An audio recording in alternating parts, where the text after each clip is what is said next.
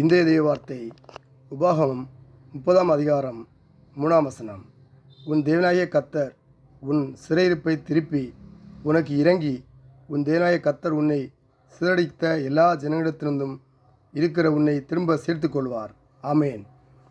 சிதறடிக்கப்பட்ட அல்லது சிறைபிடிக்கப்பட்ட இஸ்ரவேலர்களை தேவன் மனமிறங்கி அனைத்து நாடுகளிலும் இருந்து திரும்ப அளவுகளை தங்கள் சொந்த தேசத்துக்கு கொண்டு வந்து சேர்ப்பார் என்று கூறுவதாக இந்த வசனம் கூறுகிறது. கர்த்தர் தம் மக்கள் மீது இரக்கம் காட்டுவார். அவர்கள் சிறையிருப்பிலிருந்து மீட்டு விடுவிப்பார். அவர்கள் சிறடித்த அடிக்கப்பட்ட எல்லா இடங்களிலிருந்தும் அவளை மீட்டு திரும்ப கொண்டு வந்து விடுவார். அவர் நம்மையும் திரும்ப மீட்டு வருவார்.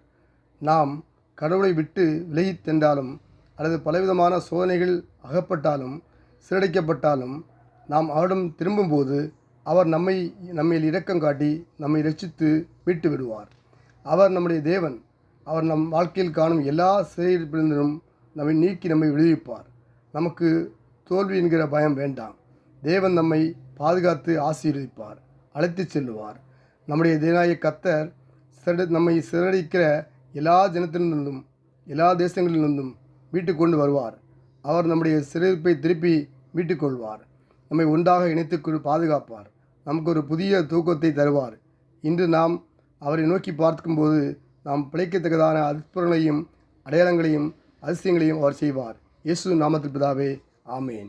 நல்ல ஆண்டவரே, நமக்கு நன்றி செலுத்துகிறோம். ஒரு புதிய நாளைக்கான கிருபை செய்யப்படியாக நம்ம ஸ்தோத்தரிக்கிறோம். இந்த நாளிலுக்கு ஆசீர்வத்தும்படி ஜெபிக்கிறோம்.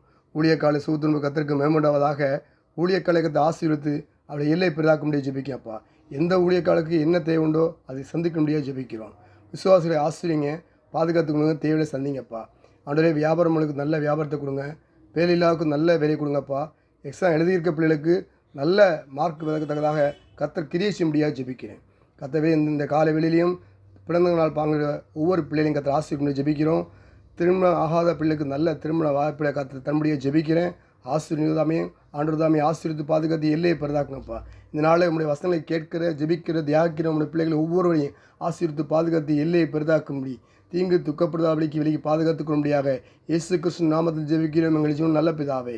ஆமேன், ஆமேன், ஆமேன்.